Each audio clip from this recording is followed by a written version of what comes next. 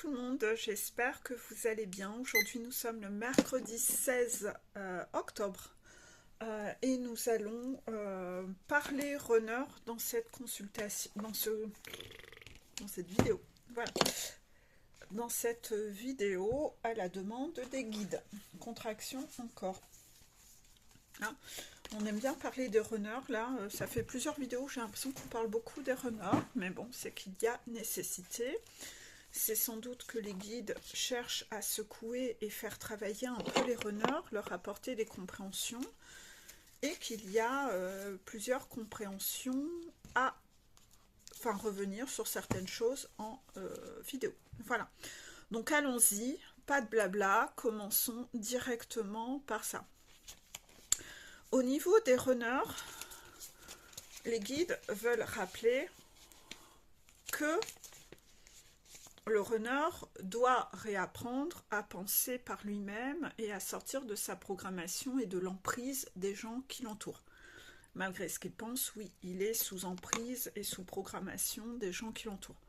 Même s'il ne refuse d'y croire. Oui, les chasseurs ont refusé de croire aussi à beaucoup de choses et pourtant c'était la réalité.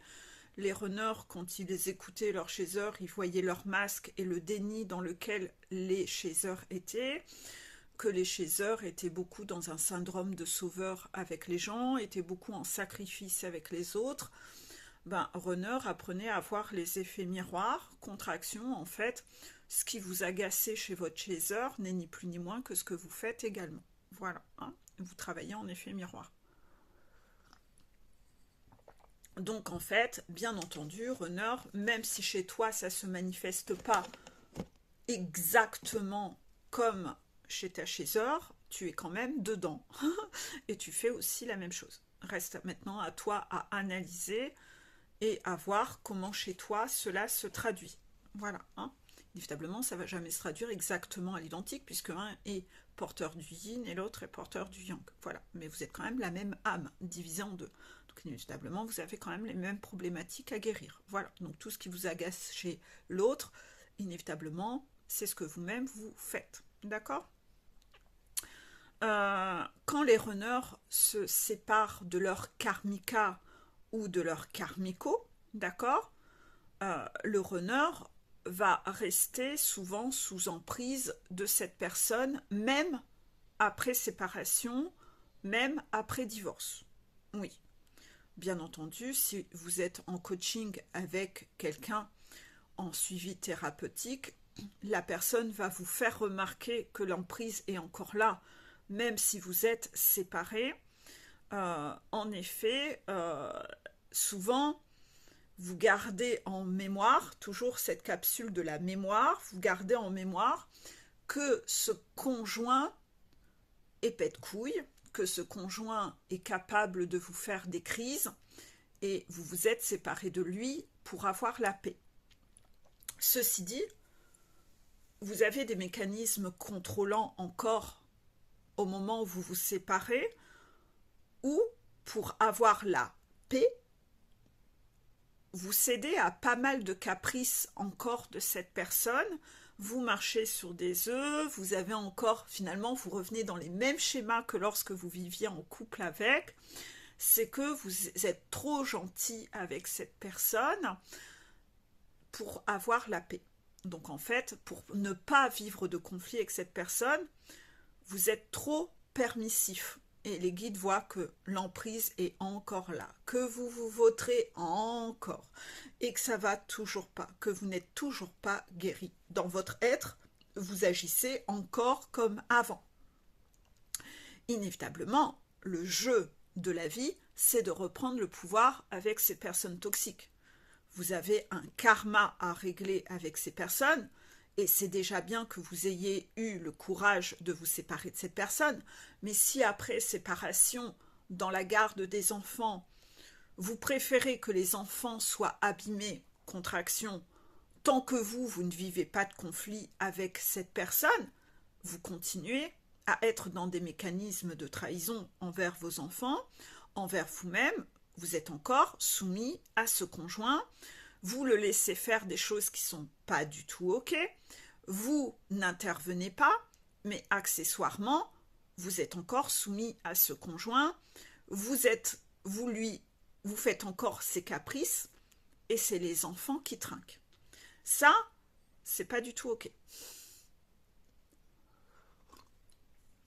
Abîmer les autres pour ne pas s'abîmer soi-même, c'est pas du tout ok, c'est laid, c'est sombre, c'est pas ok. Donc, autant vous dire que vous avez dû croiser le chemin de cette karmika ou ce karmiko dans un but bien précis, c'est que vous deviez reprendre votre pouvoir. Si, même après séparation, vous reprenez toujours pas votre pouvoir réellement, ne pensez pas que les guides, vous allez réussir à les entuber. Ne pensez pas que les guides de vos enfants vont être d'accord avec ce que vous faites. Non, vous allez avoir tout le monde sur le dos. Vous allez devoir endosser votre responsabilité d'adulte, votre responsabilité de parent, et ne pas laisser ce parent toxique faire des choses pas ok avec vos enfants et les laisser en souffrir.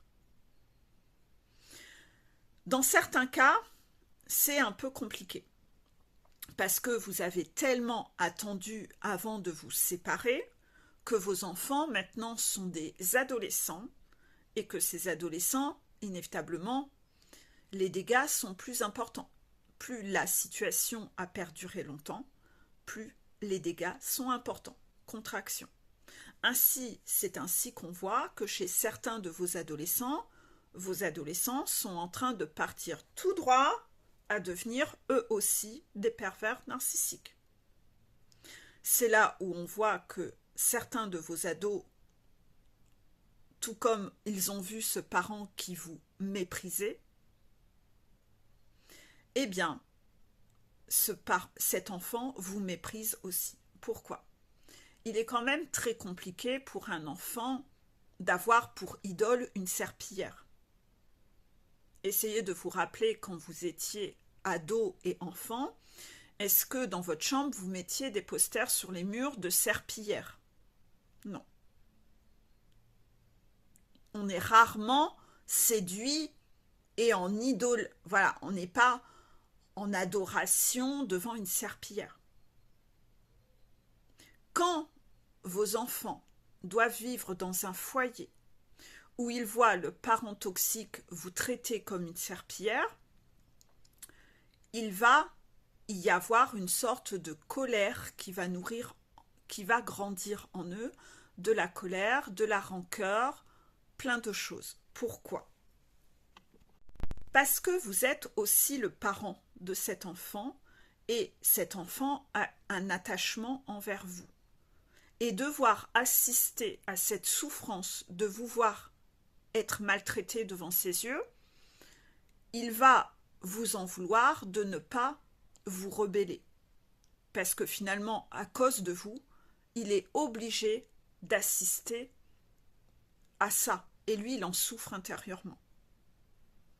Et inconsciemment, il va y avoir comme une révolte en lui, que cet inconfort qu'il vit, il va chercher un coupable, et ce coupable, ça va être vous. Parce qu'il ne va pas comprendre pourquoi vous ne vous rebellez pas.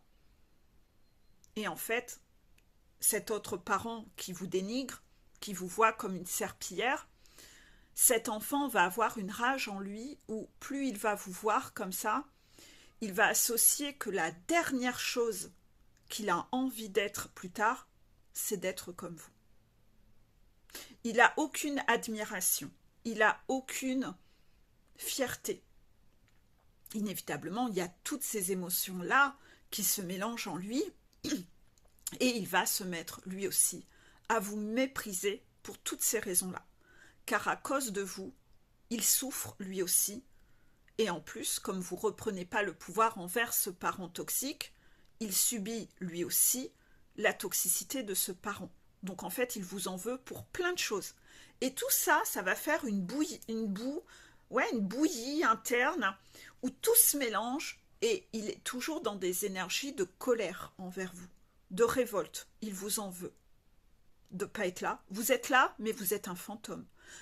Vous êtes là, mais vous êtes un zombie. Et ce parent vous en veut pour tout ça. Cet enfant, pardon. Il ne veut absolument pas vous ressembler.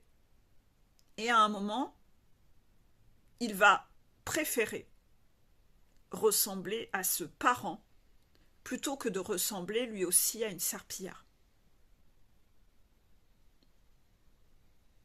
C'est ainsi que vous avez un enfant qui devient à son tour toxique.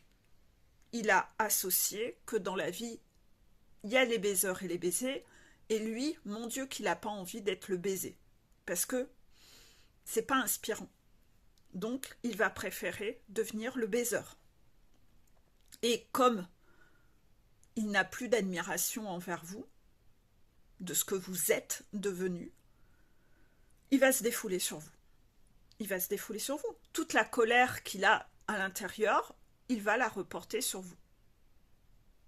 Si vous êtes une femme runner, que le papa est toxique comme ça, pervers narcissique, que le jeune homme a envie de ressembler à son père parce qu'il voit le schéma, l'homme doit se comporter comme ça, il va nourrir une sorte de mépris envers la femme. C'est comme ça qu'il est conditionné.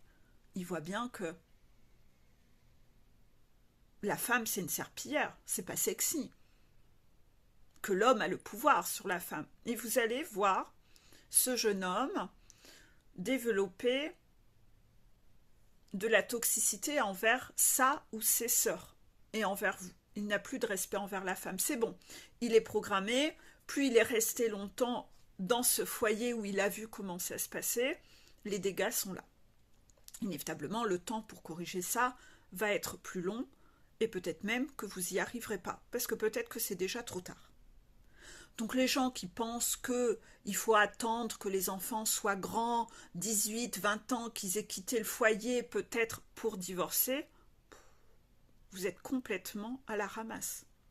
Vous êtes complètement à la ramasse. Ces couples-là, d'ailleurs, vous constaterez que dans vos enfants, oui, finalement, vous avez fabriqué des pervers narcissiques dans votre couple. Il y en a qui sont irrécupérables.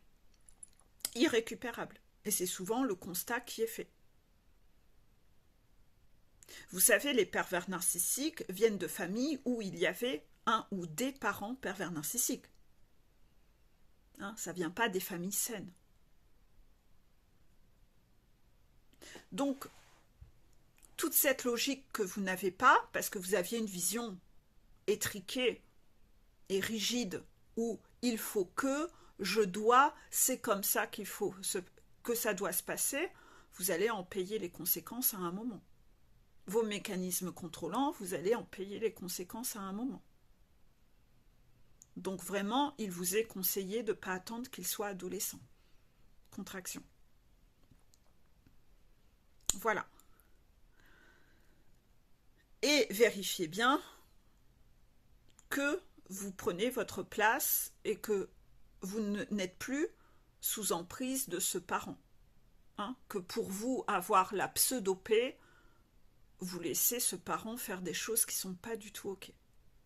Donc, les personnes qui viennent avec moi en coaching, qui sont séparées depuis un certain temps, et qui, avant d'arriver en coaching avec moi, ont été très permissifs avec l'autre parent, il se passe des choses de folie. Hein.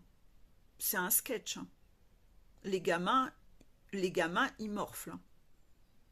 Donc on est en train d'essayer de rectifier le tir sur toutes ces problématiques-là, mais en tout cas, ça ne se passe pas bien. Ne pensez pas que parce que vous allez redevenir une serpillière divorcée, à être comme ça devant votre gourou ou même en étant divorcé, que ça va régler les problèmes. Hein. Alors là, pas du tout.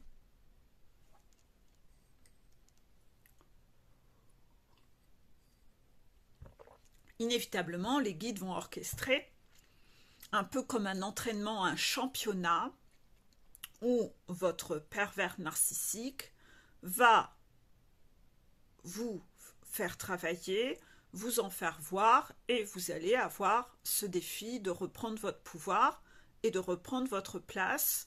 Ça fait partie de la montagne, de tout ce que vous avez à travailler. Donc, tout sera orchestré dès le début de la séparation pour vous pousser à reprendre votre pouvoir. Si vous ne le reprenez pas, la situation va dégénérer jusqu'à un moment où le pervers narcissique prend de plus en plus de pouvoir, de plus en plus de place. La situation n'en sera que d'autant plus compliquée à redresser, mais le défi sera toujours là. Ce défi, ce diplôme, vous devrez l'avoir. Donc autant vous y prendre dès le début. Vous y gagnerez beaucoup de temps, car si vous donnez des coups d'extincteur sur une petite flamme, ça va beaucoup plus vite que de donner des coups d'extincteur sur un énorme brasier. Donc faites-le dès le début et ne laissez rien passer. C'est ainsi que votre pervers narcissique va rentrer dans son enclos.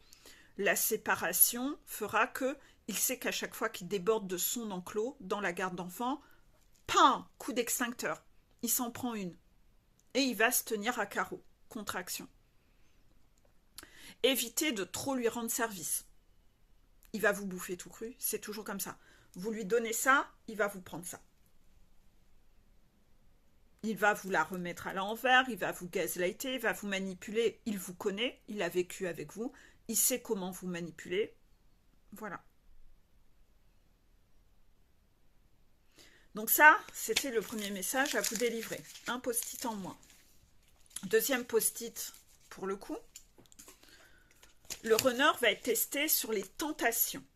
C'est-à-dire que déjà, avant d'en venir là à ces histoires de garde d'enfants, je l'ai souvent expliqué dans les vidéos, je le réexplique aujourd'hui, le runner va être testé sur tout ce qui est un peu tentation. Pourquoi ?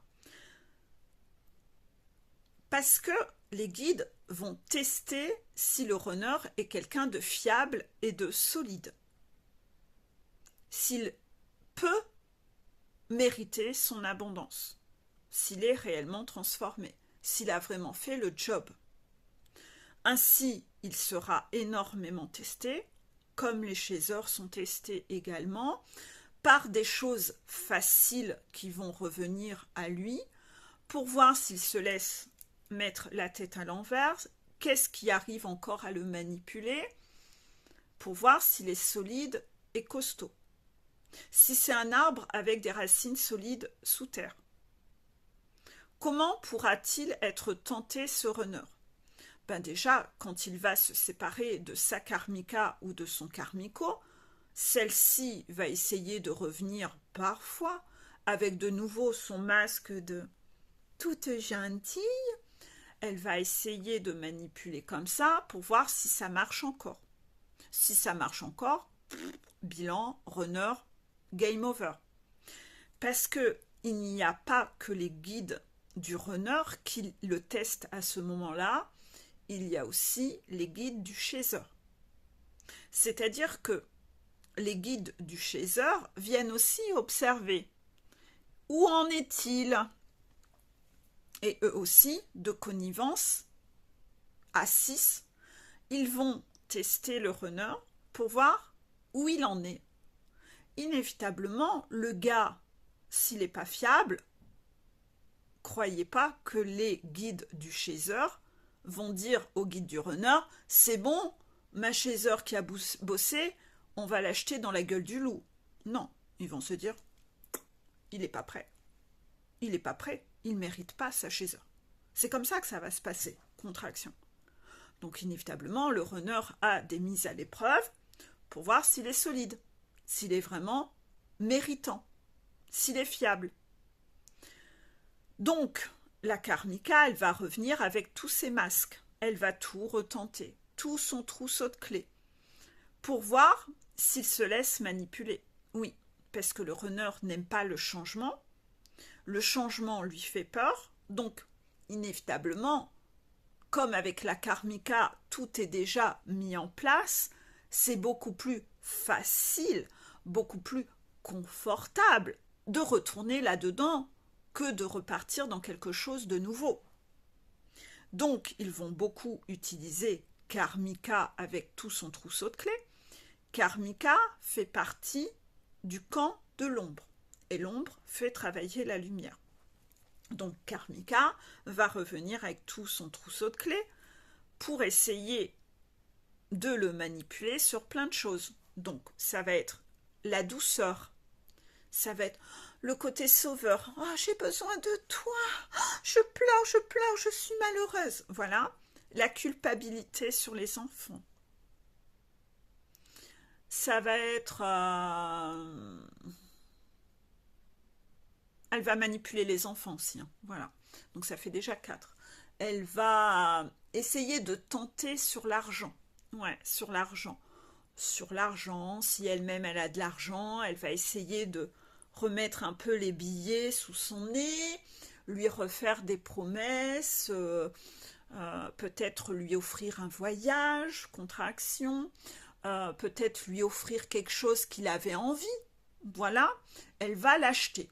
Donc soit le runner est une pute et il tombe dans le piège, ouais, il se laisse acheter, soit il est droit dans ses bottes et fiable, et non, il ne se laisse pas manipuler par le fric. Ça permettra au six guide en haut de voir s'il est fiable, parce qu'il n'est pas question qu'une fois qu'ils sont en couple avec le chaser, que dès qu'il voit une liasse de billets passer, il part avec la queue qui frétille pour être attiré par les billets. Non, c'est extrêmement laid. Voilà. Elle va essayer de l'attirer par le sexe. Voilà. Souvent, Karmika, elle a essayé de faire croire qu'elle aimait le sexe, mais au fil de la relation, une fois qu'elle est elle a mis... En fait,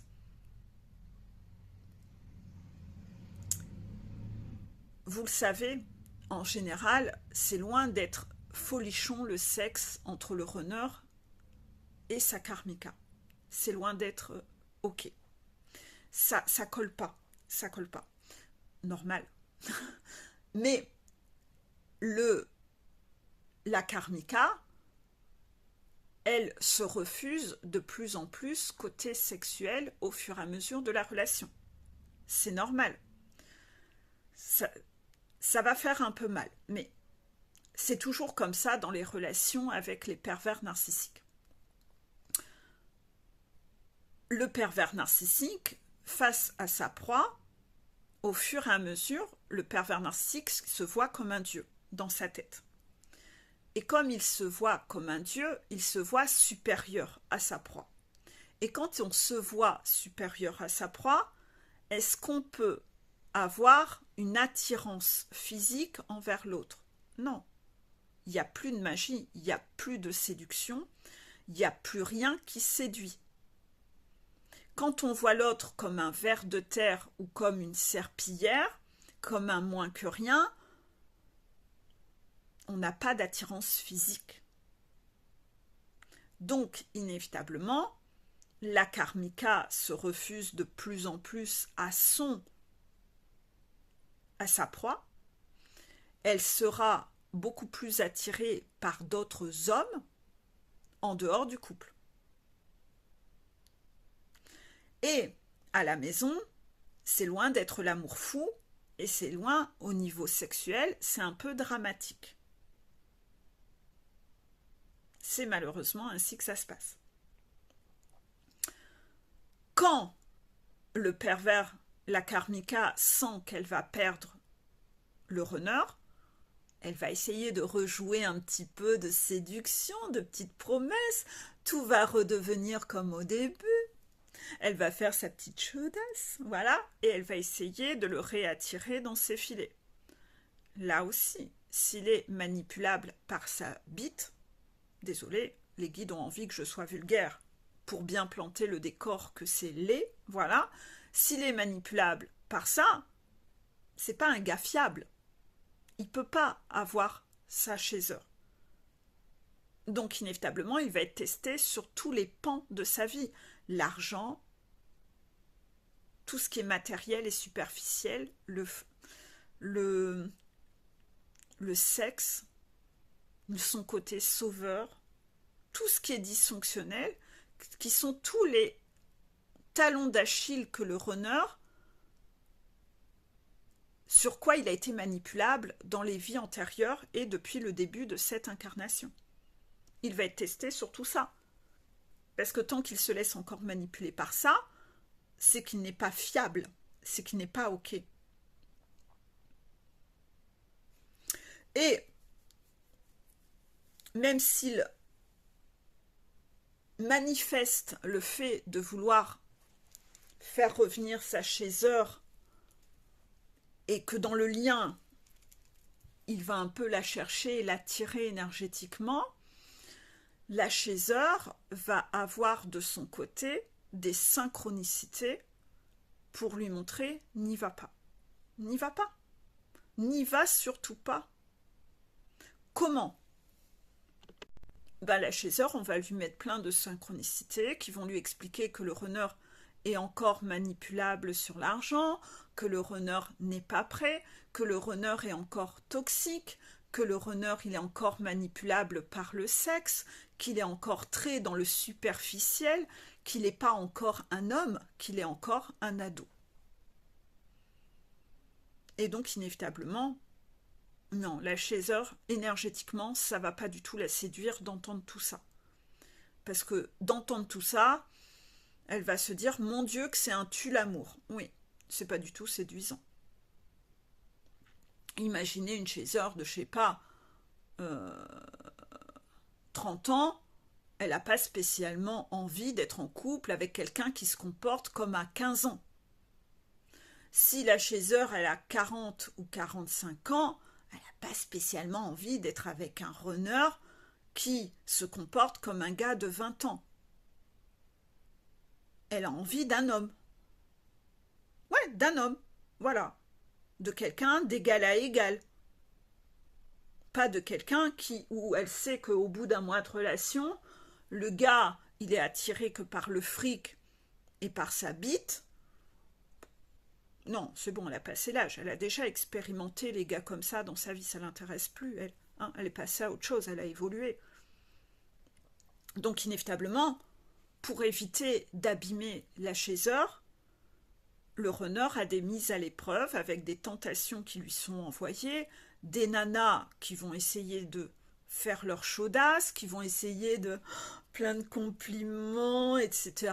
Des nanas bof, des propositions un peu avec du fric, enfin voilà, tout ce pour voir s'il est guéri. Voilà. Donc ça fait partie du jeu. Troisième message que l'on me demande de vous délivrer. Les runners. Il y a pas mal de runners, parfois qui viennent en consultation avec moi, qui pensent parfois être eux-mêmes le chaiseur. Non, on arrive vite à repérer une énergie de runner. Troisième post-it jeté. Ensuite,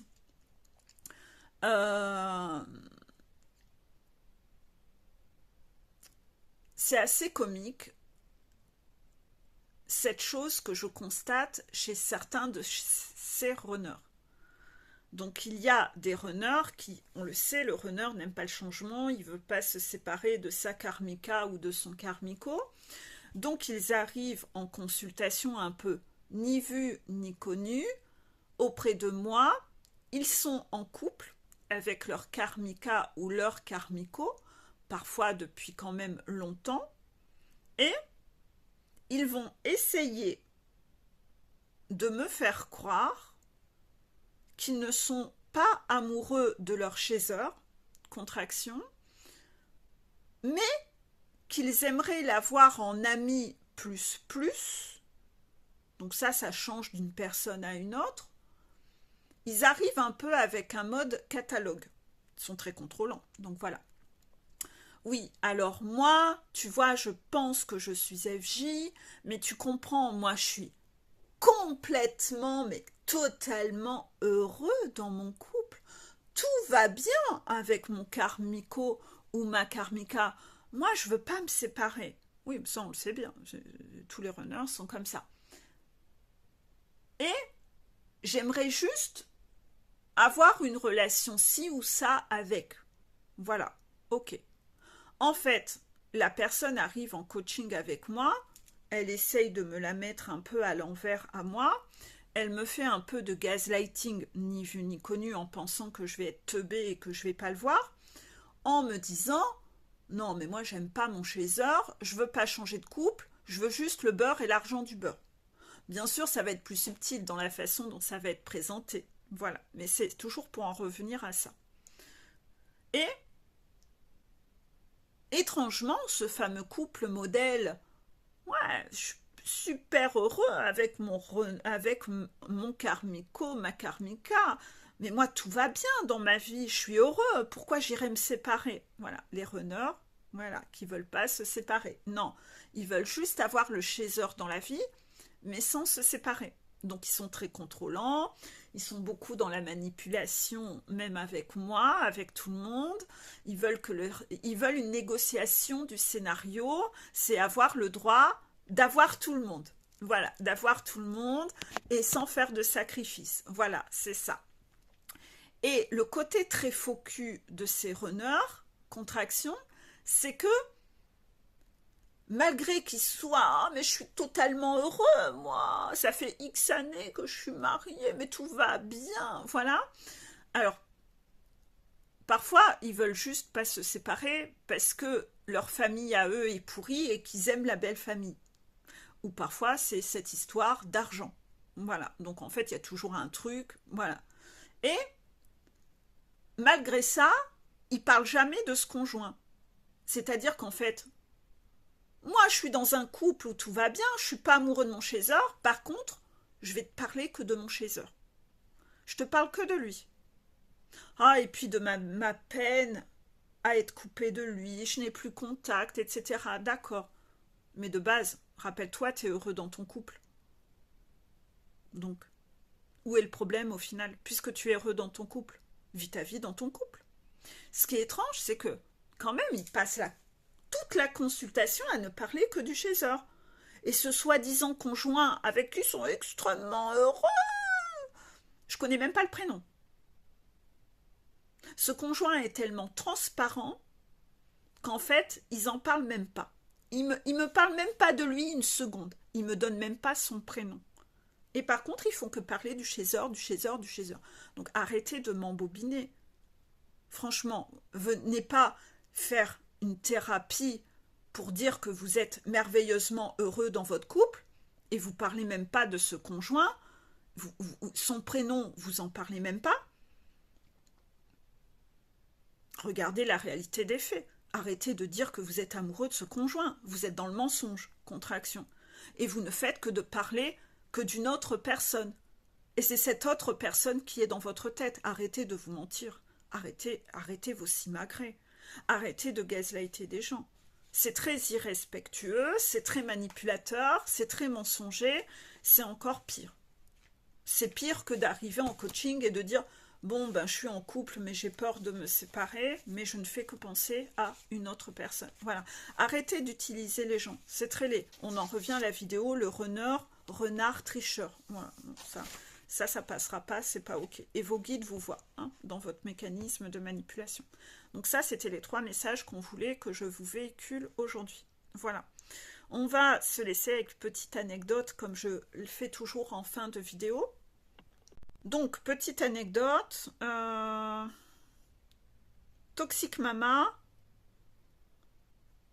prévoit sa vieillesse et elle prévoit bien qu'elle sera le poids de ses enfants. Ouais. De toute façon, un pervers narcissique a besoin de chair fraîche et inévitablement, elle prévoit bien tout son avenir, que c'est ses enfants qui s'occuperont d'elle, qu'elle sera un poids. Si elle pouvait venir vivre chez eux, pourquoi pas. S'il pouvait payer sa maison de retraite qui va coûter la blinde, les trucs hyper chers, elle prévoit tout.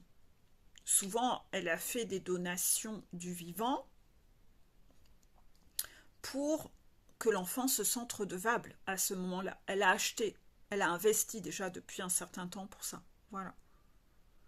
Et inévitablement, pour tout ce confort-là, ce serait mieux si son enfant restait avec quelqu'un qui a de l'argent.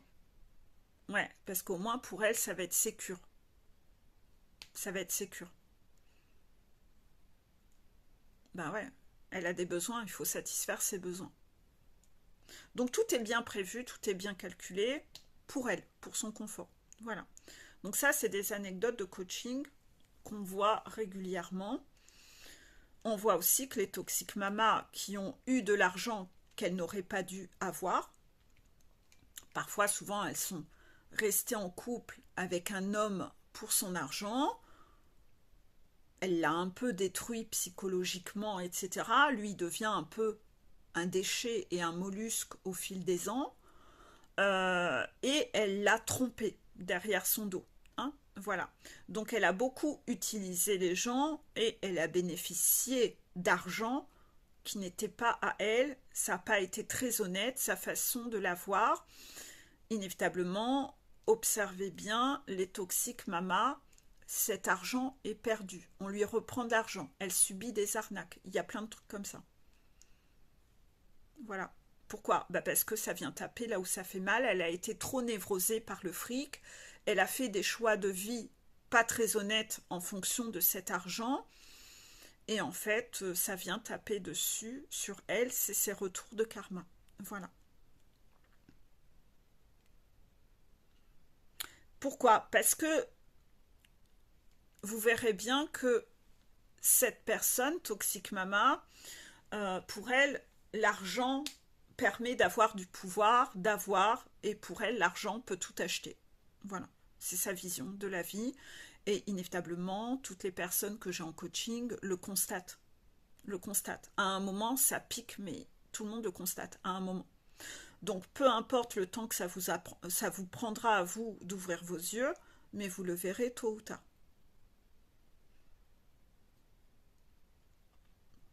Tant que vous n'avez pas ouvert les yeux là-dessus, vous n'êtes pas prêt. Non, parce que quelqu'un qui est encore aveuglé ne peut pas être réuni. Non. Le runner doit avoir retrouvé la vue pour se réunir. Bah oui, parce que si vous êtes encore aveuglé, vous êtes encore manipulable, et voilà. Ainsi, cette fameuse toxique mama chosifie les enfants. Ce serait bien si vous arriviez à lui construire une annexe chez vous. Voilà, hein, voilà. Et ses petits-enfants sont ses faire-valoir, oui. Parce que pour la vitrine, c'est bien une mamie qui voit ses petits-enfants. Sinon, au niveau de la valeur extérieure, ça interpelle, c'est bizarre. Non, elle a besoin de ses enfants, des gamins, pour se mettre en valeur. Donc, les petits-enfants, oui.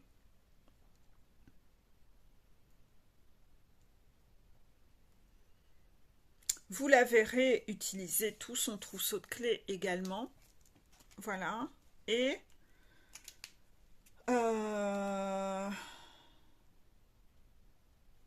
elle essaiera toujours de vous donner de l'argent ou des trucs comme ça. Toujours, toujours, toujours. Tout l'argent qu'elle vous donne, vous n'êtes pas censé l'avoir. Donc il vous sera repris aussi. Voilà, au moins les choses sont claires. Je l'avais déjà expliqué dans la vidéo sur le karma sur l'argent. Si vous voulez le faire, le voir, tapez sur ma chaîne YouTube en mot-clé argent, tapez le mot-clé karma et vous verrez, ou financier, tapez un peu tous ces mots-clés là, vous tomberez sur les vidéos qui en parlent. Voilà. Ainsi, quand le runner décide de se séparer, tous les runners qui sont en coaching avec moi sont effarés, car tout se fait à un moment quand les guides ont assez vu que vous étiez assez motivé pour y aller, qu'ils ont assez testé votre robustesse et votre persévérance à ne pas baisser les bras trop rapidement. À un moment, tout va se faire de façon assez fluide. Le bon logement idéal qui apparaît comme par miracle, tout le monde en veut, il est pour vous, dans le budget que vous espériez, dans la rue que vous espériez. Voilà, tout va se faire de façon très fluide. À un moment, quand vous avez assez prouvé à vos guides que vous étiez motivé, que vous êtes droit et costaud, les guides vous aident. C'était la fameuse vidéo « Prouve-moi que tu veux t'en sortir et je t'aiderai ». Pareil, sur ma chaîne YouTube, tape en mot-clé « Prouve » et et normalement vous allez tomber sur cette vidéo, n'hésitez pas à la revoir, hein, c'était une canalisation. Donc même si au début, peut-être parfois vous visiterez plusieurs choses, hein, pour voir un peu, tester votre motivation et que, voilà, après vous aurez le cadeau de vos rêves, hein, voilà. Vous aurez le truc bien.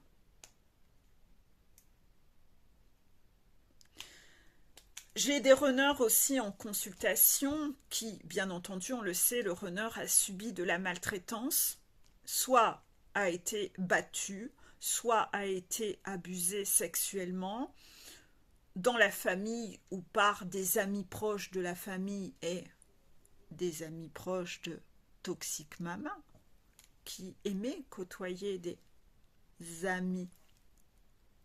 Voilà. Mais il fallait pas que ça sache, parce qu'il fallait pas qu'on sache pour sa réputation qu'elle avait des amants, donc fallait pas trop attirer le regard sur elle. Le runner a donc subi des maltraitances, mais il a fait une dissociation, il a oublié tout ça, il a une amnésie. On sait que c'est très courant chez les gens, c'est chez les enfants qui ont trop souffert de quelque chose, c'est j'oublie ça et les souvenirs réapparaîtront plus tard, hein. Donc moi je vois beaucoup de gens qui ont ces souvenirs qui reviennent, voilà, au moment où ils sont prêts à les accueillir, et parfois vous avez encore de l'amnésie de ce que vous aviez vécu, mais ce sont vos frères et sœurs qui eux se souviennent. Donc là ça vous sidère, c'est choquant pour vous, parce que vous vous rendez compte que quand vos frères et sœurs vous racontent des choses qui ont eu lieu quand vous étiez enfant, vous n'avez aucun souvenir. Vous n'avez aucun souvenir. Et pourtant, ça a eu bien lieu. Donc, vos frères et sœurs, parfois, se rappellent de moments où vous, eux, étaient témoins de la maltraitance que vous subissiez, que eux subissaient aussi, parfois aussi, hein, mais peut-être, parfois, ils ont assisté à des moments où vous avez subi de la maltraitance, et quand ils vous en reparlent, vous vous souvenez de rien. Ben, c'est là où c'est bien le signe de cette amnésie traumatique, de dissociation. Prêtez-y attention. Ça va de soi, d'accord? Vous, dans votre programmation, vous allez même parfois retenir un souvenir de « oui, mais je le méritais ». C'est ainsi quand on a été maltraité. Souvent, il y a un peu ce mécanisme premier de « oui, mais c'était de ma faute ». Oui, mais je l'ai bien cherché. Oui, mais je le méritais. C'est ça. Et regardez si vous avez parfois un peu ces mécanismes-là. Ces mécanismes-là de... Attendez, j'ai un message de mon fils. De vous dire que vous le méritiez. Hein, si vous regardez un peu les femmes battues, elles sont persuadées que oui, mais je le méritais. J'ai osé dire non à mon mari. Voilà. Ça pue, hein, quand vous en êtes là à vous dire que vous méritiez la maltraitance, que vos parents avaient le droit de faire ce qu'ils ont fait, que vos conjoints ont eu le droit, ils avaient le droit de vous faire ça, c'est quand même laid en fait. C'est que vous êtes vraiment devenu quelqu'un de vraiment soumis et sous emprise. Et là, ça pue inévitablement. Voilà. Je vais vous laisser là parce que la vidéo fait déjà 44 minutes. J'espère que vous avez eu des clés de compréhension. J'ai délivré les messages que j'avais à délivrer. J'espère que beaucoup de personnes qui étaient concernées par ces messages sont tombées sur ma vidéo, que les guides feront en sorte que ça tombe pour eux. Je vous souhaite une bonne journée et à bientôt.